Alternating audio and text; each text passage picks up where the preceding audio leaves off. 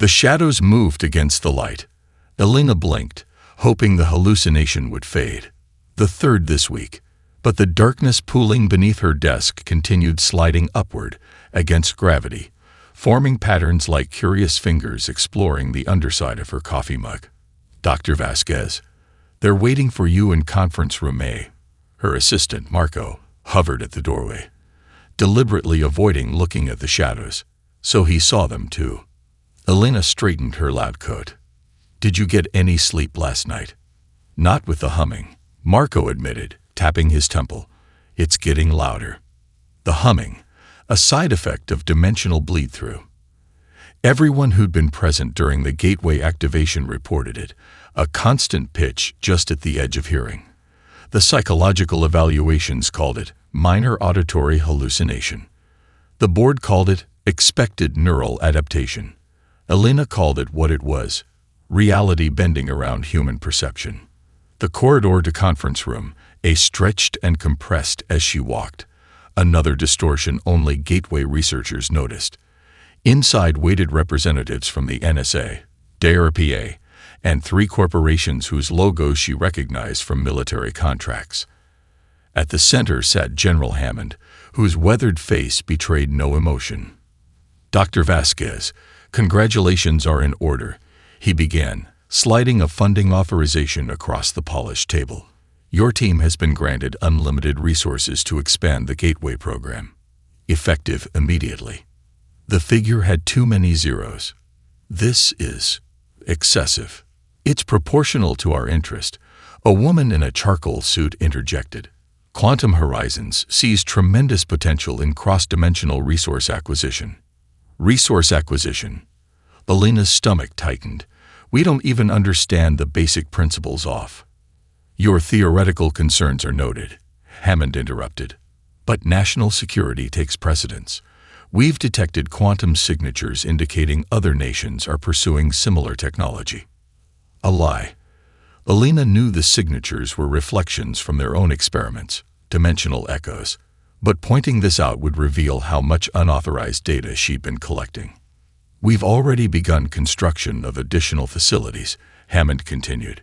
Your breakthrough will be replicated at 7 strategic locations globally. 7 gateways. The Void Strider's warning echoed in Elena's mind. Never 7. The geometric amplification will cascade beyond control. Sir, we need more time to understand the stability implications. Time is a luxury we don't have, Doctor. Hammond's voice hardened. You've been reassigned as technical advisor. Dr. Chen will oversee expanded operations. Chen, her ambitious deputy who'd been pushing for faster, larger gateway development without proper containment protocols. As the meeting continued, Elena felt something cold press against her ankle. A shadow, detached from any object in the room, curled around her leg like a warning. Through the conference room window, the sky momentarily rippled, a slight distortion nobody else seemed to notice. Later, in the restroom, Elena stared at her reflection. For a fleeting moment, her mirror image moved independently, its lips forming words she couldn't hear. When she touched the glass, her fingertips passed through it like water before the surface solidified again. Reality was already beginning to unravel, and nobody with power was listening. The enhanced gateway chamber hummed with anticipation. Technicians scurried around equipment that had doubled in size since the military takeover. Elena stood in the observation booth, relegated to spectator status in her own laboratory. Primary systems at 90%. Announced Dr. Chen from the control station. Preparing for controlled breach. Elena clutched her tablet, running independent calculations. The containment field won't hold above 70% power. You need to abort. General Hammond ignored her, leaning toward the microphone. Proceed as planned.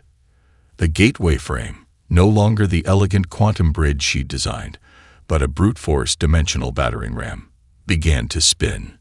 Energy crackled along its circumference in violent arcs of impossible colors. 65%. Called a technician. Elena's tablet displayed cascading dimensional stress fractures forming around the gateway. Nobody else had the equipment to see them. She'd built the sensors herself after the first incident. 70%. The air rippled like heat from asphalt, but colder. Whispers filled the room, voices speaking in languages that had never existed on Earth. 75%. Shut it down, Elena demanded, showing Hammond her readings.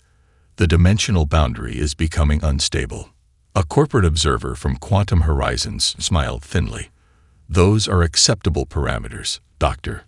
Your caution is noted but unnecessary. 85%. Gateway forming. The center of the frame tore open with a sound like shattering glass, multiplied 1,000-fold. Beyond it lay not another dimension, but a swirling maelstrom of fragmented realities, a kaleidoscope of broken worlds. Something's wrong, Chen finally admitted as alarms blared. Field collapse imminent. Before emergency protocols could engage, the gateway pulsed with blinding light. When vision returned, the technicians gasped. A being composed of geometric light patterns stood in the chamber. 8 feet tall, its form shifted constantly between mathematical shapes too complex for human minds to process. It didn't walk so much as realign itself across space. You breach what cannot be mended, it spoke, voice resonating directly in their minds. We are the Void Striders. We maintain the boundaries between what is and what cannot be. Security personnel raised weapons. Hammond barked. Stand down. First contact protocols. Elena rushed from the observation booth despite restraining hands. The entity turned toward her immediately. Recognition. You are the architect. The first breach was impressive, unprecedented, dangerous. I never meant to damage anything, Elena said, approaching the light being despite warnings. Intent is irrelevant. Consequence is absolute. The Void Strider shifted, displaying patterns that caused nearby equipment to short-circuit. Your species achieved across days what others abandoned after millennia. This persistence is concerning. We seek understanding, Elena began. You seek dominance, the entity corrected, projecting images of military installations and resource extraction equipment, the very blueprints Hammond had classified. We've observed your kind. You expand, consume, transform. Not all of us, Elena insisted. Perhaps, but those who control your gateway do not share your restraint. The Void Strider's form contracted. You have drawn attention. They come for broken places. They hunger for collapsed realities. Who comes? Hammond demanded.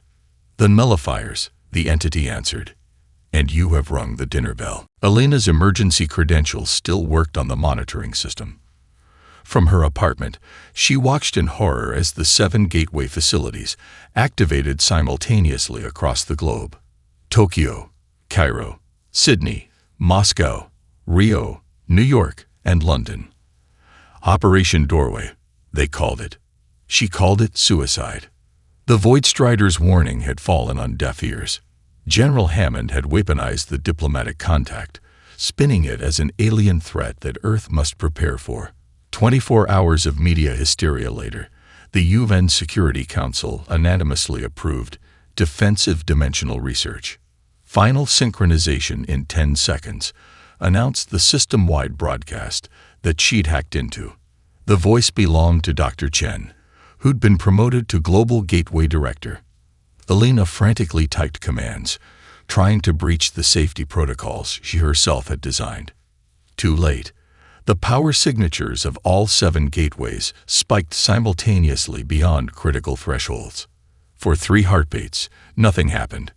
Then everything happened at once. The sound came first, a deafening crack that wasn't quite sound but something deeper, like reality itself splintering. Her windows shattered inward. The sky outside fractured into crystalline patterns, daylight and night sky appearing in jagged, impossible fragments. Her neural implant, the prototype she'd installed to better understand dimensional frequencies, burned white-hot in her skull. Data flooded her consciousness, a massive encrypted package streaming directly from the Void Strider dimension. Through the pain, she saw their realm collapsing. billions of geometric light beings fleeing through emergency portals as their reality unraveled. The broadcast switched to emergency channels. From Tokyo, reports of gravity inversions, people walking on ceilings, vehicles floating upward. From Cairo, temporal anomalies, ancient structures rebuilding themselves, people aging decades in seconds or reverting to childhood. From New York, biological impossibilities, animals fusing with plants, buildings developing organic properties, humans phasing in and out of solidity. Elena stumbled to her window, blood trickling from her nose and ears as her brain struggled to process the Void Strider data. Outside, physics was renegotiating its terms with reality. Rain fell upward into churning clouds. Trees twisted into Mobius shapes. A flock of birds merged into a single, complex organism before separating again. Her phone rang, an impossibility given the collapsed communication networks. The caller ID showed her own name. "Listen carefully," said her voice on the other end. "I knew from a parallel timeline. The fractures are creating crossovers. You need to get to Antarctica. Coordinates are embedding in the Void Strider package. That's where they're all gathering." "Who's gathering?" Elena asked her other self. "Everyone who survived when this happened in our dimension. The coalition is forming already. You have the data they need." "What coalition?" "The Last Hope. I have to go. My reality is collapsing completely. Remember, humans are the key. We evolved in dimensional instability. We're the only ones who can." The call cut off as a ripple of distortion passed through Elena's building. Through her window, she saw them appearing on the street. Translucent humanoids with too many fingers, looking around in confusion and terror. The first refugees from dimensions already consumed by what was coming. The unraveling had begun. Antarctica's dimensional storms created curtains of shimmering aurora that reached from horizon to horizon. Elena watched them from the viewport of the Quantum Horizon's emergency transport. The same corporation that had pushed for the gateways now desperately ferrying scientists to the coalition base. "We're approaching the convergence point," the pilot announced, his voice unnaturally calm for someone flying through reality distortions. "Brace for transition." The plane passed through a membrane of churning energy. For a heartbeat, Elena saw a dozen versions of the aircraft simultaneously, some intact, some shattered, some transformed into biological matter, before reality consolidated again around them. The mountain below had split open like a blooming flower, revealing a massive structure that couldn't possibly have been built in the 3 days since the fracturing began. Its architecture defied Euclidean geometry, corridors and chambers folding into impossible configurations. After landing, Elena was escorted through security checkpoints, staffed by both human military personnel and beings that strained her perception.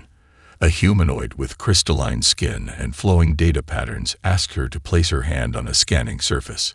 "Neural implant detected," it said, voice like wind through digital chimes. "Void Strider encryption package intact. Priority clearance granted."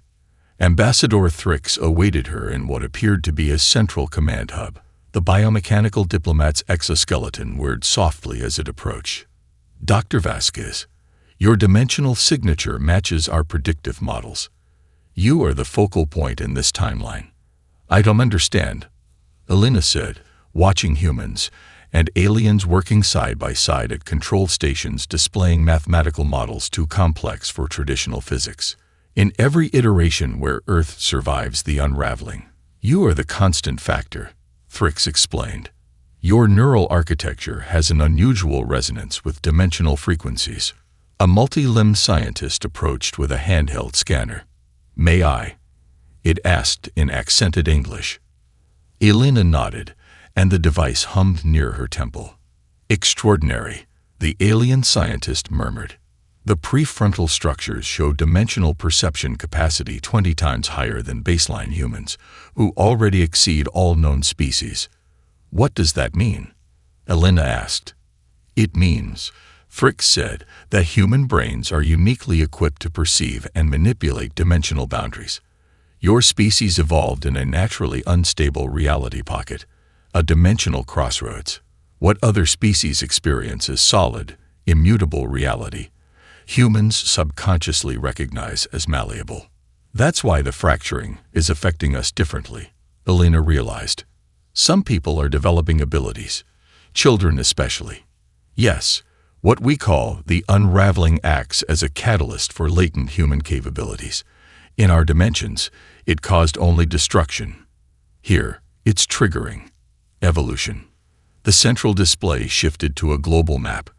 Bright points of light indicated dimensional anchors, places where reality remained relatively stable despite the chaos. Every anchor corresponds to human population centers, Fricks noted. Your species is unconsciously stabilizing local reality through collective perception. Elena studied the data with growing understanding. We're not just victims of the fracturing. We're naturally resistant to it. More than resistant, Fricks corrected. You may be the solution. If we can amplify and direct human dimensional perception. A deafening alarm cut through the control room. The display shifted to show a massive void opening over what remained of Beijing. Absolute nothingness spreading outward, consuming everything it touched. The nullifiers have arrived, Fricks said grimly. And they're hungry. The Coalition Command Center erupted into controlled chaos as feeds from Beijing showed the impossible. A towering absence of everything. Not darkness, not emptiness, but the complete negation of existence itself, shaped vaguely like a human silhouette stretched impossibly tall. Dimensional void entity, explained a crystalline alien analyst. It consumes the fabric of reality itself. Elena watched in horror as 3 alien diplomats approached the entity with some kind of stabilization device. The feed showed them simply ending. Not dying, not disintegrating, but being retroactively erased from existence. Conventional weapons, General Hammond asked, one of the few military leaders who'd survived the Gateway catastrophe. Ineffective, Fricks replied. Physical munitions passed through them. Energy weapons cause dimensional instability to accelerate. In our reality, we lost 3 planets before discovering even temporary countermeasures. More voids appeared across the displays. Moscow, Sydney, New Delhi. Each manifestation accelerated the local breakdown of physics. They're drawn to dimensional fracture points, Elena observed, like antibodies responding to an infection. Or predators to blood in the water. Hammond countered grimly. The Cairo feed suddenly caught Elena's attention. Amid the chaos of a city partially phased into another dimension, a street musician played violin in a public square. Around him, a perfect bubble of normality extended outward about 20 meters. The void entities circled the perimeter but couldn't approach. Look at this, Elena called out. Magnify Sector 7. The display zoomed in on the musician. Sensors overlaid on the video showed dimensional stability patterns emanating from the man in perfect synchronization with his music. Emotional resonance generating coherent dimensional anchoring, the alien scientist said incredulously. Impossible by all known physics. Not impossible, Elena corrected. Human. The music has emotional content creating a specific brainwave pattern that's stabilizing local reality. Similar phenomena began appearing on other feeds. A kindergarten teacher reading to children in London, surrounded by a dome of stability. A monk mediating in Thailand, reality holding firm around his temple. A surgeon operating in Toronto, his focused concentration creating a pocket of normal physics in the hospital. It's happening everywhere, Elena said excitedly. Humans are unconsciously creating dimensional anchors based on emotional and mental states. The nullifiers can't penetrate areas where human consciousness is actively stabilizing reality. Within hours, the Coalition retrofitted weather satellites to amplify human brainwave patterns. Shimmering shields formed over surviving cities. Not technology but human consciousness amplified to create dimensional stability zones. Inside these sanctuaries, people discovered they could manipulate local reality with sufficient concentration. Outside, the nullifiers grew larger and more numerous as dimensional storms tore across continents. Most disturbing was their evolution. Each new nullifier manifested closer to human form, not just vaguely humanoid, but with recognizable features, as if learning to mimic the very beings that opposed them. They're adapting. Thrix observed as footage showed a nullifier nearly indistinguishable from a human shadow, weaponizing your own dimensional connection against you. No, Alina realized with sudden clarity. They're not just adapting. They're communicating. This isn't random destruction. It's a coordinated attack. The sensors confirmed her worst fears. The nullifiers were forming a collective intelligence, sharing information across dimensional boundaries, learning from each encounter. They've never encountered resistance before, she said. We've gotten their attention. 3 days without sleep left Alina barely functioning, her consciousness flickering between alertness and a strange dimensional awareness brought on by the Void Strider data pulsing through her neural implant. Equations and symbols burned behind her eyelids, mathematical concepts no human mind was designed to comprehend. When she finally collapsed in the Coalition research lab, blood trickled from her eyes. Coalition medics rushed to her side, but she waved them away, scribbling frantically on any surface she could reach. Walls, screens, even her own arms. "She's decoding it," whispered the alien mathematician observing her. "The Void Strider dimensional calculus." "Impossible." "Not impossible," Thrix corrected. "Just human." When Alina finally looked up, her eyes reflected complex geometric patterns that shouldn't exist in three-dimensional space. "The gateways aren't holes," she said, her voice overlapping with itself as if speaking from multiple timelines simultaneously. "They're unraveled threads in reality's fabric. We don't need to close them. We need to reweave them." Her solution required technology that merged alien mathematical precision with human perceptual abilities, a synchronization system installed at 7 ancient power sites around the world. These locations sit at natural dimensional convergence points, Alina explained, marking spots on a global map that corresponded to sites like Stonehenge, the Great Pyramid, Angkor Wat, and others. Coalition engineers worked in dimensional time bubbles, compressing months of work into days. The resulting devices resembled architectural mandalas built from alien metals and quantum processors. Each required a human operator neurologically interface directly with dimensional energy flows. "The process will likely burn out your consciousness," Ambassador Thrix warned as the call for volunteers went out. "No non-human physiology has survived direct exposure to dimensional current for more than seconds." "I'll do it," said a voice from the back of the briefing room. Colonel Reyes stepped forward, the very man who had commanded Operation Doorway. "I ordered the simultaneous gateway activation. This is on me." 6 others joined him. Dr. Katsumi Tanaka, a quantum physicist who had helped design the Tokyo Gateway. Sister Maria Flores, a Buddhist nun who had maintained a stability zone in Manila through meditation. Jamal Williams, a teenage mathematics prodigy whose equations predicted the Beijing collapse hours before it happened. Elder Joseph Redfeather, whose traditional knowledge had protected his reservation from reality distortions. Leonid Kuznetsov, a classical violinist whose music created one of the largest stability zones in Moscow. And Sarah Chen, a kindergarten teacher whose natural empathy generated protective fields around children. As they trained to expand their consciousness across multiple dimensions, the nullifiers launched their first coordinated attack. The shield around Sydney collapsed completely, the city vanishing from reality in seconds. Coalition sensors captured something new forming above the Sydney void, the scattered nullifiers merging into a colossal entity that resembled a massive hand reaching through reality itself. "My God," whispered Hammond.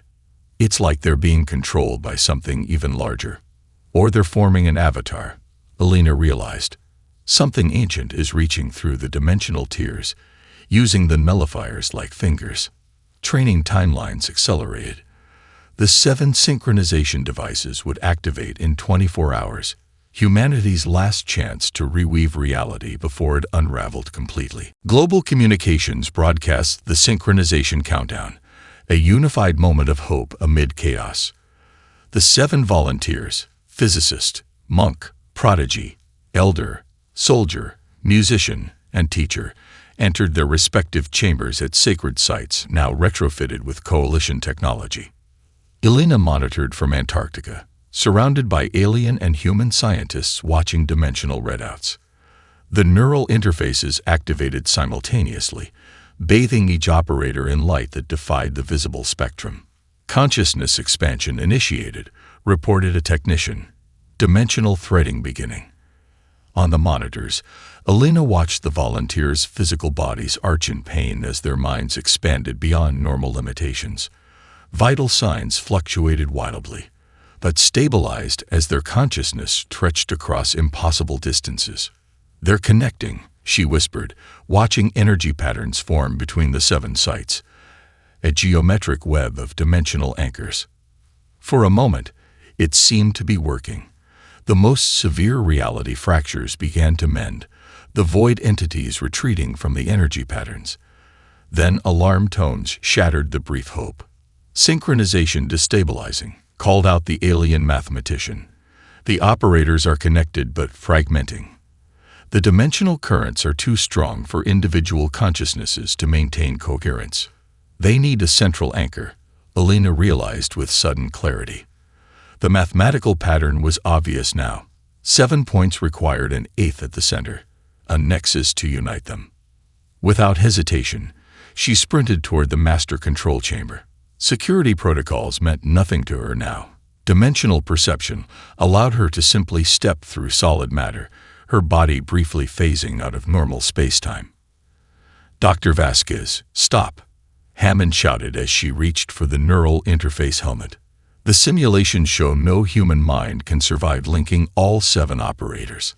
"Good thing I'm not entirely human anymore," she replied, the Void Strider data glowing beneath her skin in fractal patterns.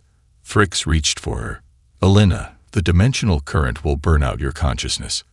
There must be another." "There isn't," she said with absolute certainty. "The mathematics are precise. 7 points, 1 center. I've been the nexus in every timeline where humanity survives." She connected herself to the system against their desperate protests. Her consciousness exploded outward, connecting with the 7 operators across the planet and crystallizing into a unified network. Through this expanded perception, Elena witnessed the true nature of the multiverse. Infinite realities arranged like a cosmic nervous system, pulsing with energy and information. She saw humanity's unique position within it. While other species evolved in stable dimensions, humans evolved at a natural crossroads where multiple realities intersect. This evolutionary quirk made humans simultaneously the most dangerous species in the multiverse, capable of tearing reality apart, and the only ones who could possibly repair it. As Elena stabilized the network, she perceived the nullifier's true nature. Not predators, but multiversal antibodies responding to dimensional damage. The massive entity forming above Sydney was a primitive consciousness, a multiversal immune response. With her expanded awareness, Elena communicated directly with this ancient intelligence, showing it that the damage was being repaired. The nullifiers began retreating as the dimensional framework stabilized. But the cost was becoming clear.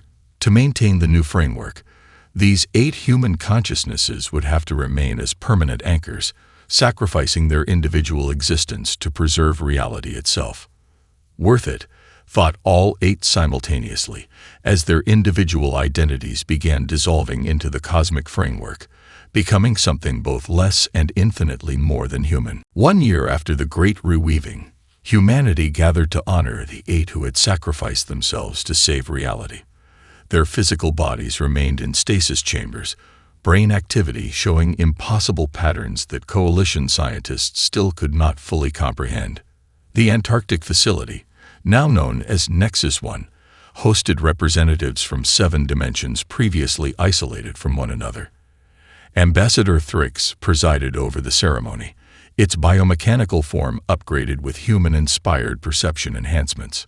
Today we acknowledge not just 8 individuals, but a turning point in multiversal history, Fricks announced to the assembled delegates. Where separate realities once existed in isolation, we now share a unified framework. As the final tribute ended, gasps rippled through the crowd. The air shimmered as 8 translucent figures appeared, Alina at their center, their forms composed of dimensional energy rather than matter. For a breathtaking moment, they observed the gathering before dissolving into motes of light that scattered upward and outward. The manifestation triggered a global phenomenon. Millions of humans simultaneously experienced expanded perception, briefly seeing overlapping realities and the new dimensional framework now stabilizing existence. Children born after the fracturing reported the most vivid experiences, many maintaining the expanded awareness permanently. Dr. Chen, once Alina's ambitious deputy and now the head of Earth's Dimensional Research Initiative, presented the latest findings to the Interdimensional Accord. Children born post-fracturing show unprecedented neural development, she explained, displaying brain scans of infants with structures previously seen only in Alina and the other operators. They naturally perceive multiple dimensions simultaneously. Some can create localized reality bubbles through focused imagination alone.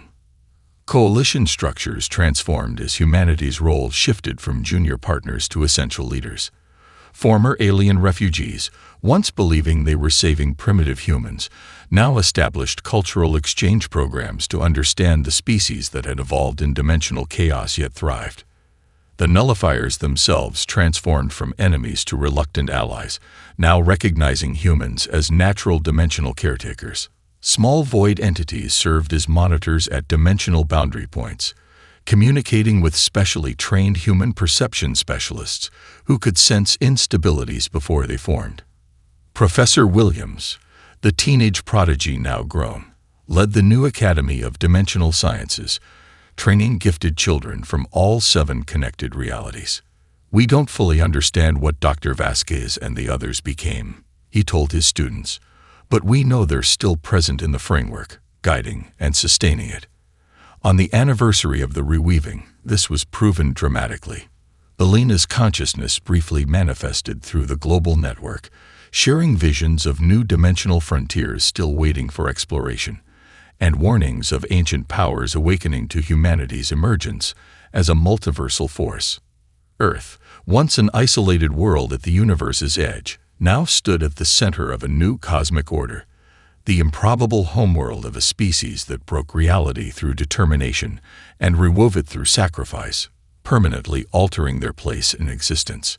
In a small Antarctic memorial garden, a simple plaque honored the 8 who had become something more than human, less than gods, but essential to reality itself.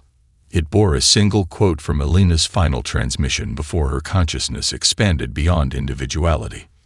"We were never meant to be confined to one dimension. Humanity's destiny was always to become the thread that binds the multiverse together."